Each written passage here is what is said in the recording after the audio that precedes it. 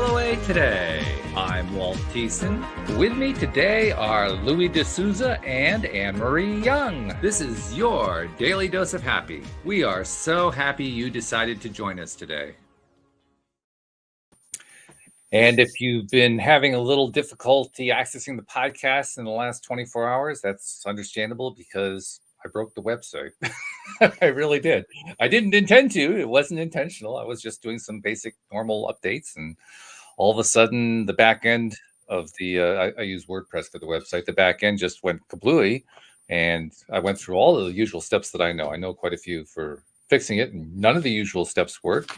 And so I tried to do recovery, and the recovery broke the front end. So it's been an interesting time, but I'm now in the process. Over the last 16, 17 hours, something like that, I have been uploading a backup that I have so that the server can turn that into an older version of the website. And then I have to load in all the content since then. So probably sometime later on tonight, everything will be back to normal. And by the time you hear this, it will already be back to normal because most of you can't even get the episodes right now because the website's broken. But that's all right. It'll all be fixed very, very soon. But that kind of gives you an idea of how my last few days have gone. Not the greatest in the world. But that's how I'm doing. Louis, you've been through, you actually got COVID, which is an interesting thing. I mean, first of all, we're happy that you're in great shape. You're doing very well. But it's interesting because you'd actually alluded to, how you couldn't get it and you finally got it. But how you got it is kind of weird because you didn't know you had it, right? Whoops. No microphone. Your microphone is not working. Sorry. Oh, that's better. I decided I was going to a meeting, so they suggested that we check ourselves before we go to it, so I did, and then I found out I had COVID. About the only symptom I had was I just needed to sleep a lot. I was very, very, very aware if there was anything to do with chest, because I've had asthma and I understand chest related ailments, and I couldn't perceive any at all from corona, which was interesting. It was just something I was very focused on. But you're feeling not better much now? To say, really. But you're feeling better. Not that you were feeling bad, but you're feeling well, I guess I'm trying to say. Yeah, I was aware that I had something that I didn't know I had, and then I didn't have it anymore. Yeah. Which is good. That's great news. And that was like me. I just tested myself routinely because we were going around a friend's house and the little extra line popped up and I was a bit, oh, where did you come from? And I did get poorly as the week went on. But like you, I'm asthmatic, not to the extreme that you were as a child, but I was a bit worried about the whole chest thing, but it fortunately didn't hit that area. Mm-hmm. Yeah, you would know if it does. We understand that. But the thing that I was impressed with was the test kits because they were very, very accurate. They showed you when you were starting, when you were full blown, when you were less, and then I sent away for the proper one, and then they tested me positive as well. So it was all in conjunction. Everything was synchronized and everything was working correctly, and which is not something I was actually expecting, the level of accuracy from these little tests that you do at home, but it looks like they've got it spot on, really have, at least in the UK. So I was very, very impressed with that.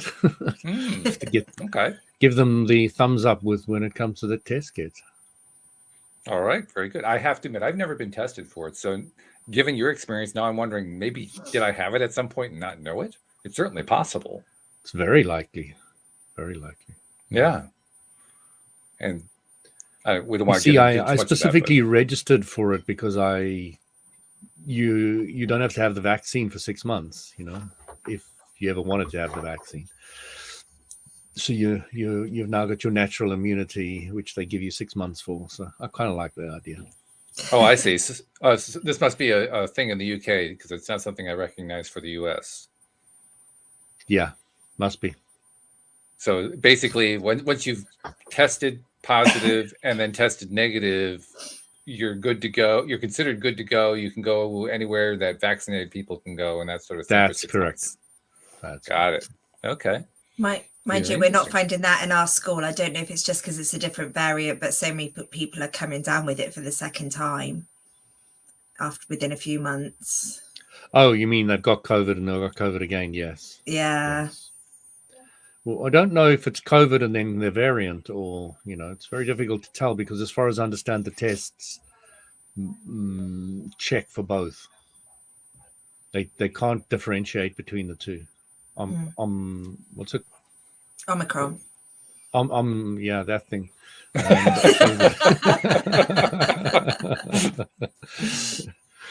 The fourth variant.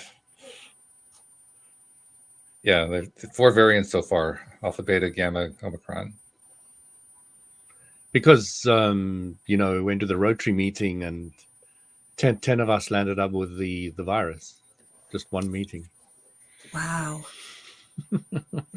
So I've realized a few things. One is the whatever version we had was very virulent. And the other thing is the test kits are very accurate. Extremely. Well, that's a good thing. That's a very good thing. It's nice to officially know that I've had it. I like the idea. Why is that? First of all, just to see how I'd handle it. I was always curious if it would have, because of my asthma in the past and all the rest of it, if I would have any ill effects on my chest side. But again, I've been out of that for so many years that I doubted very much it would, but I was still curious. And the other side is just the recognition of the natural vaccine, the natural antibodies from getting the virus. I like that idea too. All right, very good. I am curious to know. We don't want to spend the whole show on having COVID and all that kind of stuff, but I'm curious to know what role. I know there's a role here. Let me phrase that differently. To what extent do you believe that your vibration, and Anne-Marie, this is true for you too, because you went through it as well. To what extent do you believe that your vibration impacted the degree of severity or non-severity of the illness that you experienced?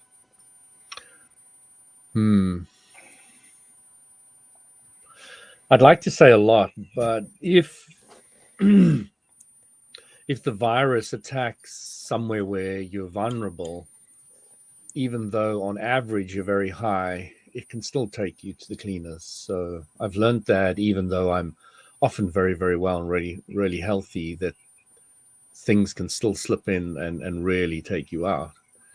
So, to me, it's more important that I'm able to heal myself quickly, or relatively quickly, depending on the severity, rather than worrying about the severity or getting anything.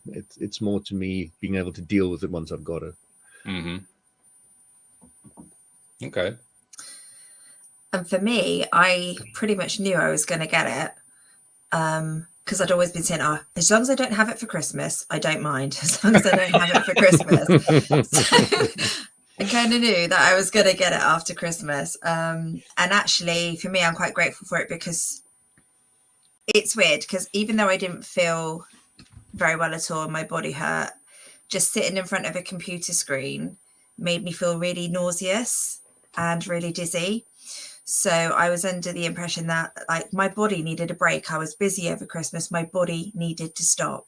And this was that stop point. And I got that week of doing nothing because I couldn't. So it's not like I felt ill and could sit at the computer and still work. I couldn't even do that. I had to stop. So for me, I kind of wished it in the way I was going, as long as I have it after Christmas. And yeah, my body was going, you need a break. Sort of a forced separation from work is what it is. Yeah. Just literally, I needed to stop, and this is the one way that I could do it. Okay. Any last minute takeaways before we move on? No, I don't think so. Okay. Well, in addition to the issue that I already mentioned about the website, the LOA Today website, and the LOA Today podcast episodes, which have not been going out in the last 24 hours or so, because of that, I also got held up in terms of putting together the recordings for the summit. What I can tell you is I've got the first day's worth of recordings edited, and they're not, I can't say they're in the can, so to speak, but they're made, and I basically have to go through and just play them, make sure everything is good, and then I'll be publishing them. Well, I was hoping to publish them today. I'm hoping I can publish them tomorrow, assuming I can get the website fixed. But I just wanted to keep people up to date who have been waiting for those recordings. They are coming, just a little more delayed than they were before. But just be patient with me. We are going to get it out as soon as we possibly can. And of course, we still have one workshop left. It was supposed to happen this past Thursday. It got postponed to this coming Thursday. So that's the Kelly Coulter workshop. So we'll be sending out an email about that as well. So there we go. That's all the announcements. The only announcement left is there are no more announcements. That's it. Okay, we're done. So as you can imagine, my weekend was a bit stressful because of all that. One of the things that I did do over the weekend, I actually signed up for a couple of courses put out by people who were presenters at the summit, and I've been starting to dig into those. And that's been kind of interesting. And part of my motivation for doing it was because I was being thrown all these curveballs and getting knocked off my feet in terms of what I was trying to do. I figured, well, let's start doing some of these things so that I can get back in alignment, back on balance, and so forth. And I've only just barely touched each of them. The ones that I took were the Kickstart program that Dan Mangano offers, and I also signed up for Disha Wadup's course on how she teaches people how to build and monetize their Facebook groups. And just the act of, interestingly enough, just the act of signing up for those courses and like doing the first video or two, it was a great way to get back into alignment. I didn't really expect that. I thought it was just, that's something that you do when you're taking a course and you just kind of take the course. But it actually was such a nice distraction. It got me back into alignment, which was pretty cool. So it just goes to show there are lots of different ways to get back into alignment. I like that. Did you feel like you were taking some of that power back? Oh, yeah, definitely. They talk about mindfulness. And who did you sell it to? I haven't figured that one out yet. I'm still trying to decide. Yeah. I don't know who I sold. I'm not even sure I sold it. I probably gave it away knowing me. Yeah, here, take it. I don't need the alignment. Go ahead, take it for a while. Yeah. That's my usual pattern. I just wanted to say hi to Luke and Sam. Good to hear. Hey, guys. Good to see you online. Yeah. Nice to see both of you. But yeah, it's been an interesting few days. I'm looking forward to a new and refreshing month. Now that we're at the end of January, I'm thinking of February as being a refreshing new start, so to speak. So that's where I am vibrationally and emotionally and all that kind of stuff. So you guys have, I know, Louis, you had a symptom-free weekend. And Anne-Marie, we've been doing a little chatting, but I don't really know much about what you guys are doing. But anything interesting, fun, exciting, scary, wonderful, terrifying happening? No, my life's not that exciting. No, we've got a little friend staying. We're dog sitting this week, so I've had like lots of lovely walks with the dog. And it's amazing when you've got a dog, how many people interact with you. Oh yeah. And just smiles, little chats. Mm-hmm. And how friendly little dogs are. And, that was quite lovely, just to have that whole observation of a different world. But a very friendly and cute one. That's good, though. That's nice. I remember Anne-Marie, when I was a student, there was this girl who had this lovely dog, and I was quite good friends with her. And she kept on saying to me, "Oh, I wish people would pay me as much attention as I do my dog." Jealous of it's the dog. True. Of course, there are other people who use the dog as the way to get the attention. You get the attention for the dog, and all of a sudden now you're getting the attention vicariously. So I guess it depends on how you look at it, right? Yeah, absolutely. Yeah. Now, do you also find right. that you're interacting with other dog walkers?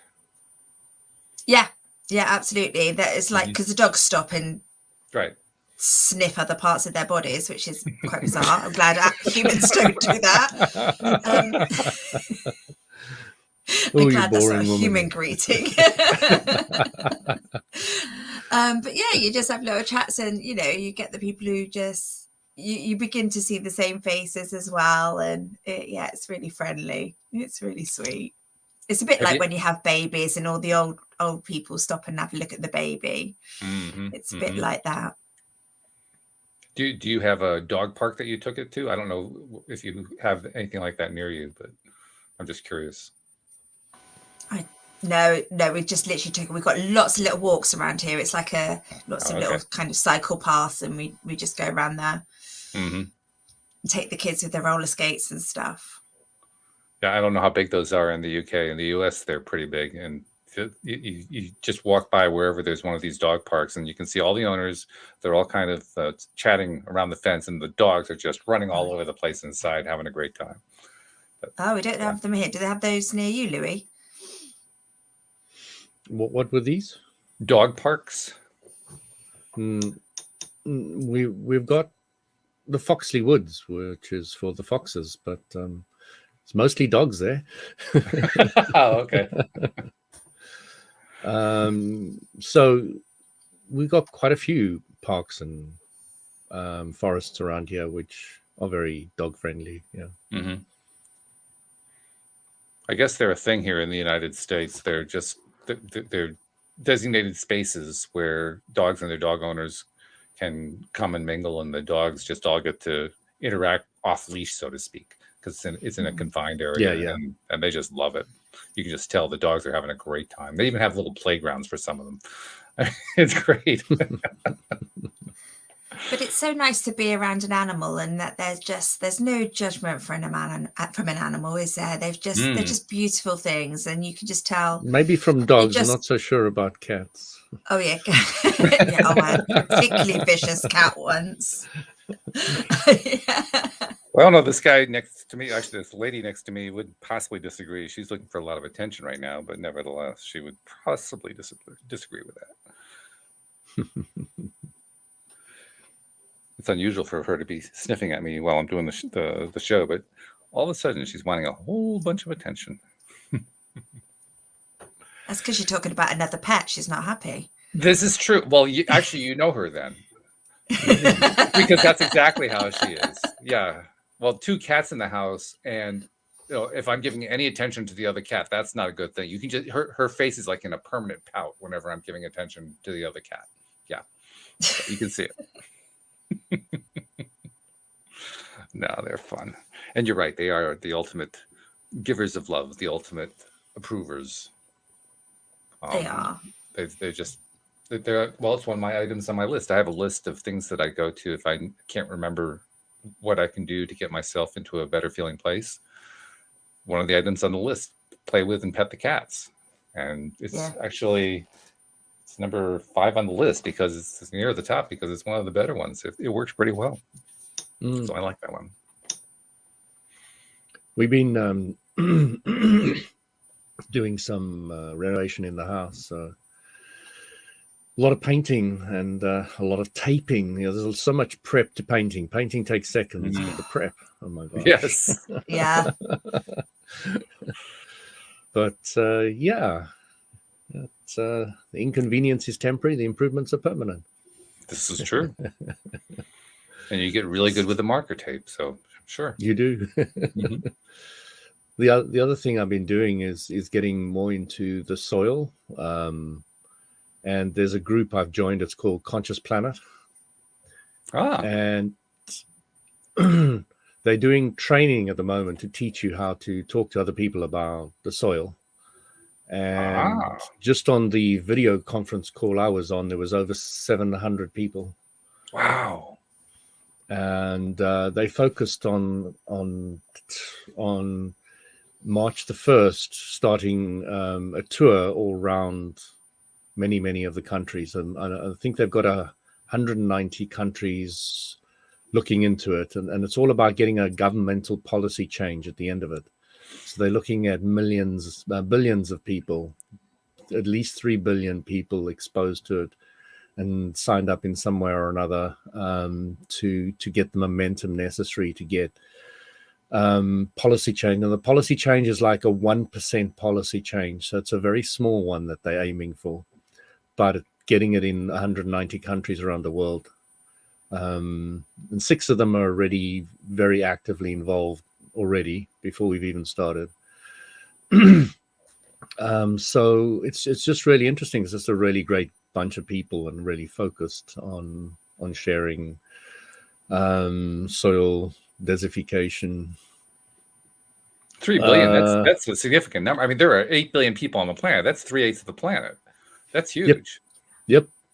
And the individual that's running it has had 125 million people in India already got a policy change there for the farmers, etc.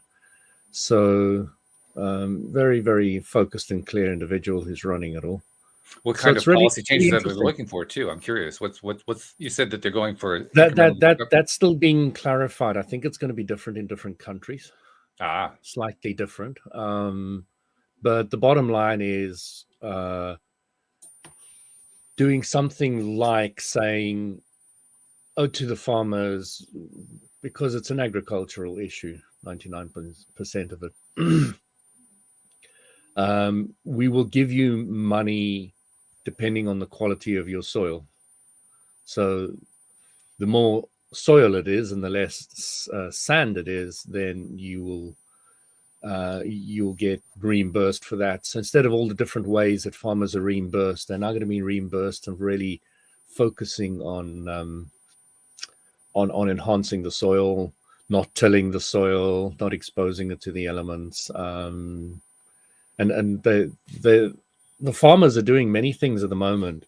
Even the big farmers with their combine harvesters, etc. So what they're doing is they're cutting down the top, and they're getting all the wheat and stuff, and then they've just got this mulch at the back end of that, and immediately after it they're planting a ground crop over it. Like literally while they're cutting the thing down, there's another machine going, they're planting the ground cover in this mulch without tilling it at all. So they're not doing any tilling anymore, which means they need less fertilizer, because the ground cover they're putting in is now putting nitrates and things back into the ground. So there's a lot of different ways. I mean, there's the organic farmer, and there's this farmer, and there's that farmer, and they're all doing things slightly differently, but they're all learning from the eco-friendly groups out there and all the information that they've gathered and put out. So they're taking what they can and putting it into place in their farms to the best of their abilities. So it's really interesting to watch each of them doing a little bit in their own way in their own time. But yeah. Interesting that they're trying to get the governments to incentivize. And I say that because you're talking about having 3/8 of the planet involved in supporting this to one degree or another. I'm thinking, what happens if they use the 3 billion to crowdfund? I mean, it's 3 billion people. There's no money. Oh, okay. Yeah. I'm just saying, if you have 3 billion people giving something, you got a bunch of money that you can use to incentivize. You can skip the government and just go right. They're not necessarily looking for any money. They're just looking to raise awareness. There's been no mention of that. Well, they're trying to get the governments. They're trying to get various governments to do things. They're trying to get the governments to do it. Yeah. Yeah. Well, all I'm thinking is just because governments, I know something about governments because I studied them for years. Governments can be pretty hard to move sometimes. You probably actually would spend less money just incentivizing directly than trying to get the governments to do something, even with 3 billion people behind you. But that's just my observation. I don't know. There's going to be many different ways this is going to spill out. There's educational groups, there are farming groups, there are nutritional groups, so there's the whole group, which is just say 700 in our small group of teachers, and they give you videos, they give you pamphlets, they give you things to put on Facebook, they give you they cover all the bases. So there's very little you have to do besides repost and train a little bit on how to sell soil awareness, which is for me obviously not difficult. But they give people a script, so if they want to do it that way, or go to a school and whatever, or somebody wants to see what you're talking about, you can give them some information, and then massage it out to however works best with your knowledge and your character. So I'll be doing it to Rotary. I'll be going giving them a talk on soil and all the rest of it. So there's, I don't know, it's just really interesting. I think the awareness that an origin 1930, you now need 8 of those to get the same level of nutritional value today. So are they going in with small changes, knowing that that'll have a big impact, and then they can grab the interest? Once to the make more awareness change? is there, you can now ride on that, because they are not pushing against big pharma. They're not pushing against all the stuff that they put on the fields, from poisons to food. But once you start understanding the whole thing, it's really complicated. You have to understand the whole farming policy of all the different countries. And during the war, there was a lot of Second World War, there was a lot of need for extra food, so they encouraged the farmers very drastically to farm every little inch of their land. And then afterwards there was this huge excess, and then they didn't know what to do with the excess, and then they started feeding this corn to the cows, which actually damaged them. But they've had so much of it, they could only sell so much and store so much, and then they had to use the rest. So and then you start realizing how damaging that is for the cows and chickens, etc., and the pigs, when they're feeding them all this corn. Your corn fed is one of the things that they put up, but it's actually very bad for the animals when you start digging into it. And then the the whole implication of the whole cycle of this agriculture is really scary when you start going into it. It is devastating to our planet. And what you realize all it's doing is it's taking the natural way the planet has lived for billions of years or millions of years, or however you want to look at it. And now suddenly in the last 70 to 100 years, it's massively changed it. And it's ripped all these natural animals, predators, grazers. The predators used to keep the grazers down, and the grazers used to feed the hunters. And so you had this whole dynamic going on, which of course we've all got farmlands now. It's all farmed, so it's all bordered, and the animals can't roam anymore, and that whole natural biodiversity has just been destroyed on so many different levels.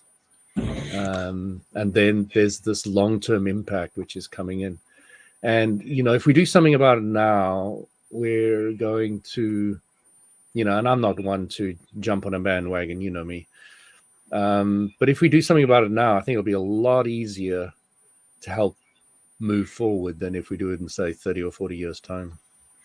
Yeah, you're more likely to jump into a sauna than onto a bandwagon. We know that for sure. So, I'm really finding it interesting, because there's also a lot I didn't know. That book that I was talking about, I've now fully read it. The one about the vegetarian myth. Yeah. And my gosh, the level of information this lady's got is unbelievable. How she puts the pieces of the puzzle together in a way I've never seen any book or any person do. But it must have taken her years to put this pieces. 20 years as a vegetarian, and a focus and understanding. It's been an eye-opener for me. I think everybody on the planet should read that book. But then, Body Many Cries for Water, they should read. Illusions, they should read. There are a few of them, but this is now another one of them that they should read, because it really helps you understand what is the cycle of life on this planet and how it works. It's really, really interesting.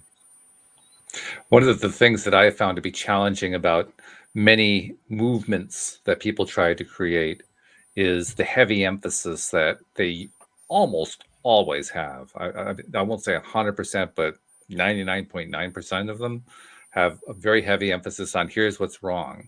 Here's what we don't like. Here's all the things that have to change because they're so bad and so forth. And every time I see or hear about one of these movements that are being created, the thought that goes through my mind is, I wonder if this one is actually going to buck the trend and decide to start focusing on this is what we want instead. So I'm curious, are they focusing on this is what they want instead? Absolutely. As I say, they're not pushing against the drug companies. They're not pushing against anything. They're bringing a short videos in about the level of awareness of where the problem is. And then they're going on and on and on about solutions. And they're really hammering that aspect. So in the beginning, you need to make people aware of where the problem is. So there is an aspect and there is time spent on that. I wouldn't say it's less than 17 seconds. I wish it was. But it does need a little bit of explanation. And it is a relatively complex issue. Depends how deeply you want to go into it. It's actually a very complex issue. But you can talk about it on a very, very general level quite easily and quite simply. What's the one thing I like saying to anybody is, do you know what the difference between soil and sand is? That's how I start my conversation. Can you give us a teaser about what some of those solutions are? Like what are they proposing that can be done? There's just so many things, Wald. One is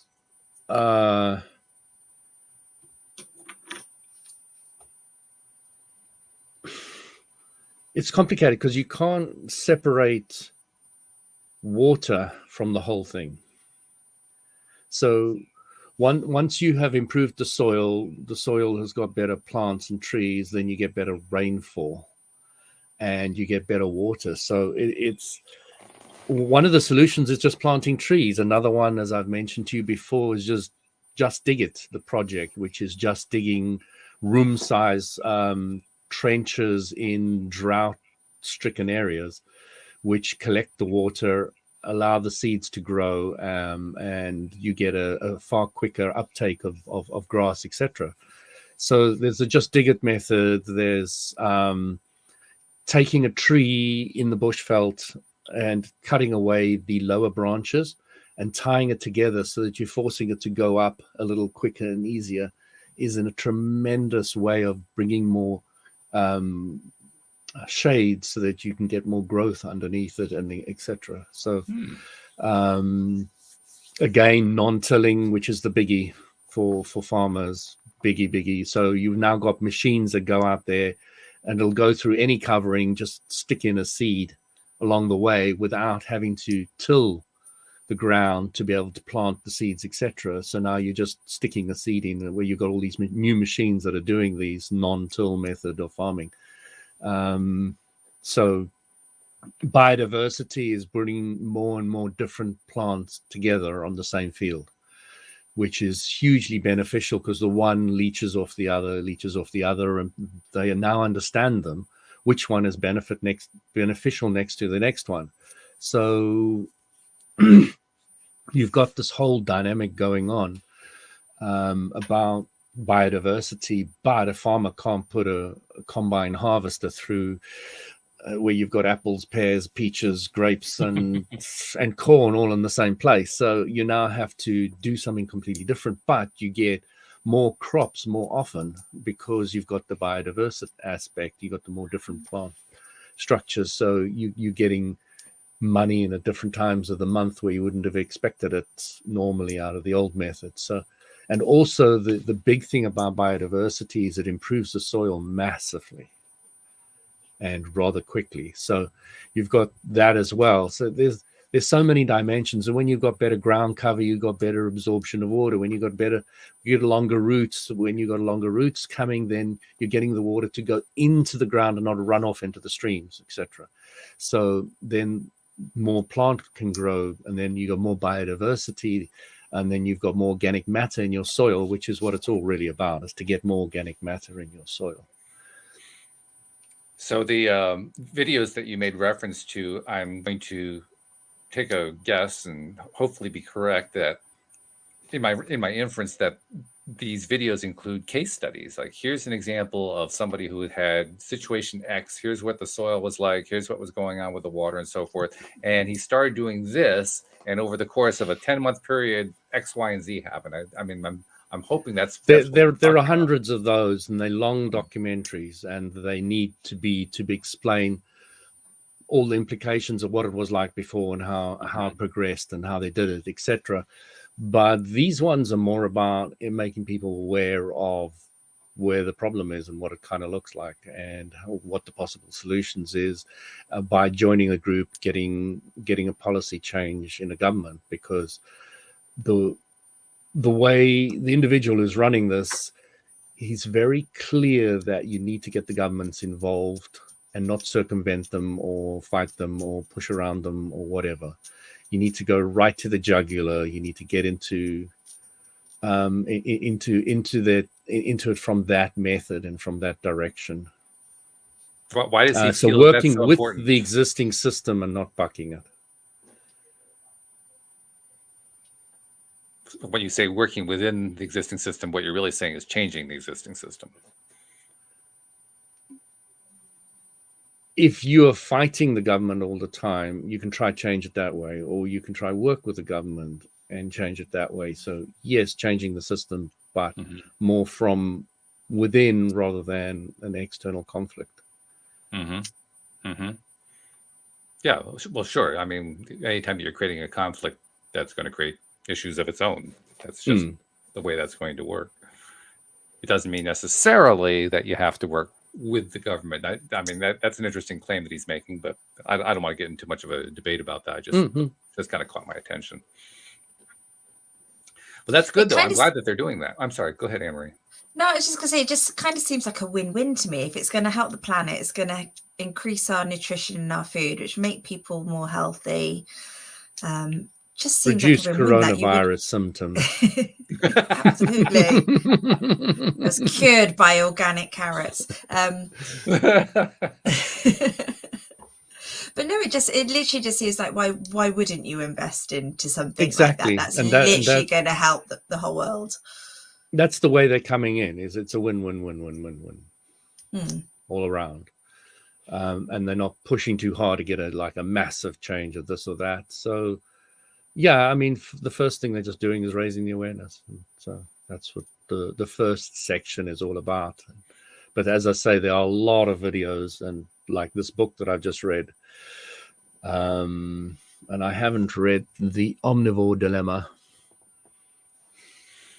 But it sounds interesting, Jeffrey. Yeah. The Omnivore's Dilemma. Okay.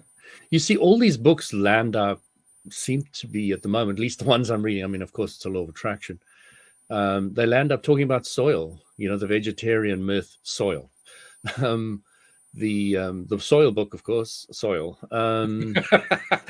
I'm glad to know there's a surprise. But I'm sure this omnivore dilemma is going to be related to soil again in some shape or form, because everything that we eat makes up our physical body, and it all comes from soil ultimately. So we're an accumulation of soil. Anything by E.O. Wilson is good too, he says. E.O. Wilson. I'll have a look at E.O. Wilson. All right. There's a lot of references in the vegetarian myth. I mean, a lot. She has that. She refers to study after study after study after study after study of people who have done studies on all these things. She doesn't make any of it up. She really puts it down very, very clearly. So anybody who wants to really research it can go in full depth. There's a whole lot of books she recommends, and she summarizes everything they say and puts it in an easy way to understand. But I've seen YouTube videos of her now. You can, just by looking at her body, you can see that pain in her body, but you can see the level of acceptance that she has with it as well. It's really quite clear in the YouTube videos, and I have to admire her for that, because I can feel that, I can see it. She's really harmed her body, but she's come to a better place, and she's learned to live with where she's at. I remember the last time we spoke about her, you were reading her book. You had just read the first few parts where she was laying out all of the issues, and I'd asked you about the solutions, and you said, well, I hadn't gotten that far yet. I'm curious, have you gotten that far? Yeah, the last chapter is all about solutions. So there's a lot about the different challenges. I mean, I didn't know there was a political vegetarian. There's a nutritional vegetarian. There is social vegetarian. I don't know. There's 3 or 4 different types of vegetarians that are very distinctly different. And I was like, what? I thought a vegetarian was a vegetarian. I'm a vegetarian who's just never liked meat. So do you have eggs and fish? Yes, I don't have fish. I have eggs. Yeah. Okay. So eggs is vegetarian. But as soon as you start going to vegan and start cutting that out as well, the body can start taking a huge amount of strain. She says nobody is a true vegan for more than 3 months, which is an interesting statement from a vegetarian. I wonder how many vegans are going to take issue with that. Take umbrage with that. I'm not a vegan, so I don't know. But she says that the vegans are, they already do hate her, but she was completely expecting it. What she's laid out in this book absolutely blows their belief structure to absolute pieces. And she has, they hate her even more than a lot of the other people, because the other people have gone and say, oh, it's okay to eat meat and all the rest. When she says, no, I still think it's wrong the way that they're put in small pens, and the way they have to eat, and the way they slaughtered, etc. If you buy organic stuff, that's okay, but the general way these things are farmed is ridiculous and it's terrible, and she has not changed her opinion on that at all. And then so she's still got one foot in the one camp and the other one, because she says vegetarianism is really a religion after a while.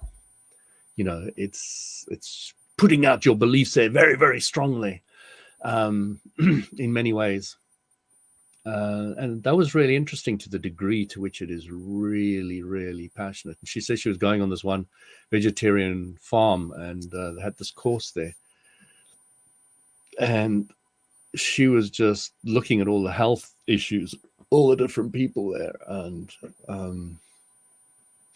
starting to see very, very clearly after a while how it affects the vegetarians and the vegans if they do it for any long term.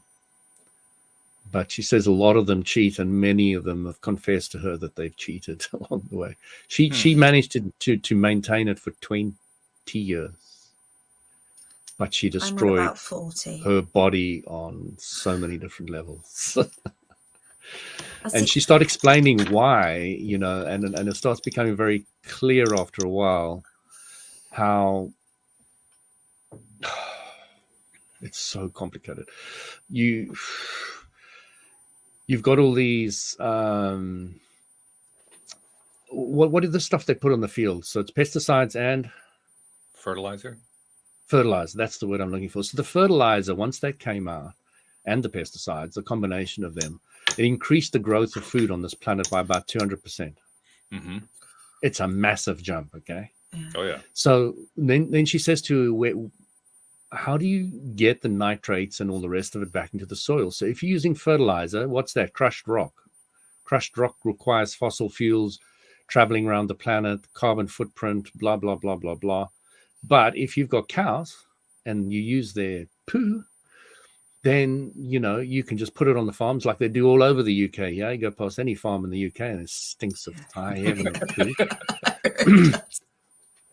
which is a healthy, good way of doing it instead of going and paying for fertilizer.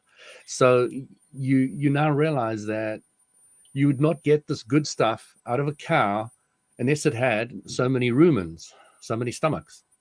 And it goes through the whole process to be able to take the cellulose or whatever it is from the grass and process it all through all these different rumens so that you can get the good fat, which is very, very healthy for you. You can get the meat, which is very good for you. You can get the poo, which is very good for you. The urine, which they put all over the fields in Austria. Very big at putting the cow urine all over the place there.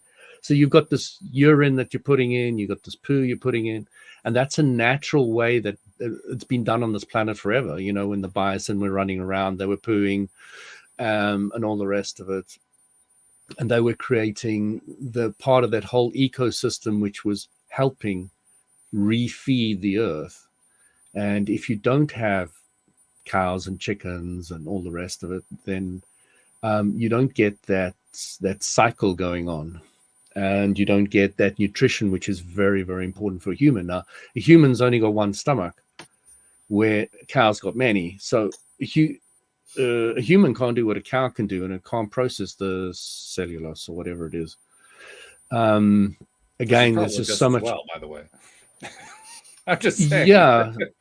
Otherwise, human communities would smell just like cattle communities, and I mean, they just wouldn't be all that much fun to live in. Yeah, I mean, there's so many factors to take in consideration. You got to ask yourself how many people should live on this planet based on the land mass and the availability of this, that, and the other. If in harmony, you know, what is the figure and how does it work? So there's so many questions you need to actually start asking yourself after a while, and they're not easy questions. Yeah, it's, as I say, it's very, very interesting. I've enjoyed many hours of starting to put the pieces of the puzzle together, but I'm not there yet, you know. But I'll get there. It's something new for me, and it's that there's a lot going on, and the whole agricultural industry, you know, even if your policies in America, well, she explains them because she's from America. It's so interesting what they did and why they did it. The different rules and laws that they made for the agricultural community, and how they paid them when they had too much, and they paid them when there was too little. And they pay them in all different shapes and forms in different ways and all the rest of it. And how those processes destroyed other aspects of the chain, etc. And it's really, really, really interesting. And I'm quite aware, because of my own study of politics, particularly American politics, of all the different ways that the agricultural community has been bought off by the government on so many different things. So that's when I hear about somebody like this group coming in and saying, okay, we're going to go right to the core of it by working with the government. I say to myself, yeah, I know how that's worked out in the past. So there's a little bit of hesitation for me. Well, the thing is, it's undeniable what is happening to the soil. It's not something that you can say like global warming, oh, maybe they're testing like this or like that, or, you know, the volcanoes are spewing out huge amounts of this gas, which is supposed to be bad in gargantuous proportions compared to what a cow does or whatever. And so you can go on and on and on. But when it comes to soil, it's very black and white. It's very easy to see how much it's been degraded and what incredibly short time frame, specifically taking into consideration how long the humans have been on this planet and how long this degradation's taken place. How quickly this degradation's taken place. Well, even that, though, I mean, I'm not complaining about what they're trying to accomplish. Don't get me wrong. That's not what I'm saying at all. But the thought that just keeps occurring to me is I worked for years. I mean, I was kind of on the front lines, in a sense, of the whole political arena, trying to make change based on very rational approaches. And I learned the hard way that reason has absolutely nothing to do with what happens in government. I mean, there's just 3 million people It just Join your plays- group. Yeah. 2 billion people. Well, because no, I didn't, because I was working on the rational. If I'd been working on the emotional, I probably would have gotten 3 million easy. Yeah, there we go. But I wasn't pushing emotional. I was pushing rational. So when I think I hear somebody say, "Well, it's just so obvious what's going on," I don't think obvious is going to have anything to do with it. What's really going to have to do with it is what's the emotional feeling going on. What's the emotional response going on? That's what's going to drive the thing. And the tricky part with emotional response is that it very rarely is rational, almost never.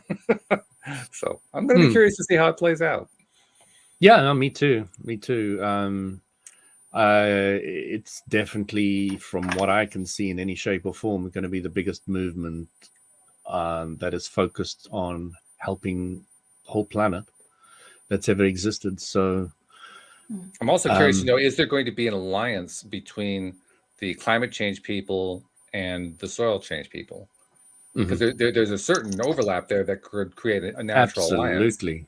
But there's also that could also create division, because they're going to be the anti-climate change people are going to say, well, if they're working with the soil people, I don't want to have anything to do with the soil people. So it can work either way. You know? But that's the thing. I think There's so much focus, isn't there, on like climate and environment and stuff. So even if the government are just doing it to tick a box and be happy, it's a start. It's introducing this, isn't it? You see, the thing about soil is it can solve all the other problems. I get what you're saying. Climate change. I just know how the emotions it work. can fix the nutritional content of our food, which will make us think and act and be clearer people, etc. Can remove a lot of our nutritional deficiency problems, which land up to be psychological largely. So, there's, just by working on this one aspect, you can have a ripple effect through all the other areas on all different levels. And, all it requires is a bit of awareness of what's actually going on and how you can be part of the solution. Well, they certainly have a chance along those lines, because, I mean, I understand the idea of trying to leverage something in order to make a significant change. I try to do the same thing by focusing on monetary systems. The difference is monetary system, that's a great way to put people to sleep. This one, you actually have a chance of people paying attention and wanting to do something. So it's got a better chance because of that. Yeah, monetary system, there's no better sedative. You want a sleeping potion? Talk about monetary policy. Boy, you'll put them to sleep fast. It works really well. Oh my goodness. Well, this will be interesting to hear, because you're going to be kind of our point person going forward. I'm sure you're going to be keeping us informed. Yeah, I mean, anybody else who's interested in soil and wants to contact me, I'm very happy to share. Yeah. Any aspect of it. So if anybody listening to the podcast wants to know more about soil, there's also the piece of me that says you're part of a group that's only 700. I mean, there are a lot of organizations that would crave a group of 700, and you're talking about 700. Why I mentioned that is it's only in our area that's 700, and that's just teachers. So as I'm saying, this group is going to be massive on a scale that this world I don't think has seen before. And as I say, I don't believe many other people can do it besides the one individual that is running it. So it'll be really curious to see, because I have a lot of time for the clarity that's going on in the whole group. And it's so simple. And all the people that are helping are volunteers. Nobody's getting paid for it. Interesting, too, that you just mentioned that the group is comprised of teachers, because that's actually a very effective. No, they're training teachers. They're training me up to become. Oh, they're training you to be become able to teach teachers. soil. Yeah. Oh, I see. Okay, so it's a more diverse population. It's not all teachers. No. I gotcha. Okay. Yeah, they're training you to be good at sharing the information. That's it. Yeah, if they had a corner on public school teachers, that would be huge, because they've got the divisions within the 700, just with our 700 group. And literally, I was on the podcast, the Zoom call, and you could see the number. It's black and white. You can see the exact number. It varied from 650 to 700 and 2 or something during the call. What was I going to say? I was just thinking it would be an interesting subject to get on the curriculum. Who's Well, that's just it. Oh, yeah. I mean, if you have teachers teaching it, it's going to end up on the curriculum one way or another. Yeah. It's just bound to. So one thing that has been made quite clearly aware of here is the difference between an ecological disaster and a civic disaster. So if you've got plastic bags all over your town, that is more of a civic problem. Okay, it's not an ecological disaster problem, and people need to make sure they understand the difference between the two. This is one that affects everybody directly on the whole planet. Obviously varying slightly between country to country. I mean, something like Australia would be suffering more from this degradation of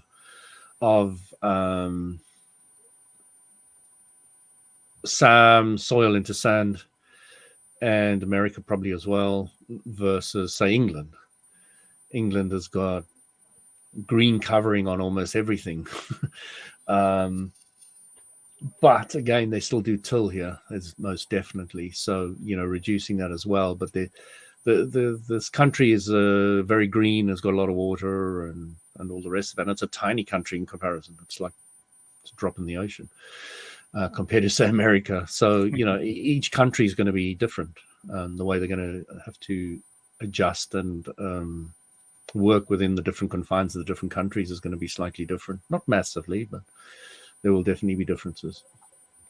Well, I do hope they continue at least what appears to be a trend to focus more on solutions rather than on the devastation of the planet, because you can push the devastation. Everybody has heard too much of that too often, and it's boring as anything. Well, you can actually carry that for a while, but if you carry it too far, you'll actually turn people off from even listening anymore. That's my concern. So you know what I did, Walt, and they're doing a lot of farms in America, specifically the grazing farms, is they're putting compost over the grass, grassland. So I did that in my back lawn. Oh, did you? And only did it once. So I took the whole top back lawn and I put compost and Blooming Amazing, which is kind of like a fertilizer that comes from some kind of grain, which is a byproduct, but it's really good stuff. It really helps things grow quickly and well. Possibly not brilliant because of the speed, but never mind. So I put the combination of these two on it, and we've got bird feeders and things like that. And I was watching, and I've never seen this in my life before. The birds were hopping around my lawn. Now the lawn is very spongy now. Where none of my other lawn, which I haven't done yet, is spongy at all. Not very at all. oxygenated. It's become spongy, and all the birds are eating things off my lawn. Sure. Which I love. I'm just thinking, oh my gosh, I wish I'd done this before. I didn't realize that you don't have to go out and buy a bird feed. You just have to put some compost on your soil, on your grass. So to me, I'm trying to get very hands-on involved and play with this. Every year I'm going to put more and more compost on, just to increase, because as you increase the lawn and the quality of your soil, so it's going to suck more CO2 down. So I'm helping remove CO2 from the environment just by having better and better quality soil in my own garden. So I'm just trying to get as hands-on as I can. That's always good, because the more that you try it, the more knowledgeable you're going to be getting then, rather than, nothing wrong with reading from a book, but it's not really the same thing as actually doing it. You learn more when you do it. Yeah, that's a good thing. All right. Well, thank you for the update. This has been very interesting. I know that we're going to get more and more updates. That was an hour already. Where did that go? I know, it flies, right? And we didn't have a single sauna story. I mean, that's the part that's mind-blowing. Well, that's because I've been quarantined. Right. So we'll give you another 2 weeks to get out of quarantine, and then I'm sure we'll get the sauna stories again. And then we're going to be hearing the sauna stories where you tell people in the sauna about the soil, and that's where it's soil really interesting. No, I've done that already. Yeah. Not so exciting. Not as exciting as Not so Life, exciting. the Universe, and everything. No. Oh well, all right. But well, as you say, I can see you glaze over as well, and a lot of people will. They, how terrible the planet is, blah blah blah. But in the end of the day, I do believe I want to leave Isabel and Eloise, my daughters, slightly better planet, not a worse one when I leave. So, Yeah. if I want to do that, I got to do something. I could talk about it all day, or I could actually do something. So. Very good. All right. Well, thank you guys very much. Thank you, podcast listeners everywhere, and we will see you all next time here on LOA Today. Goodbye, everybody. Take care, everybody.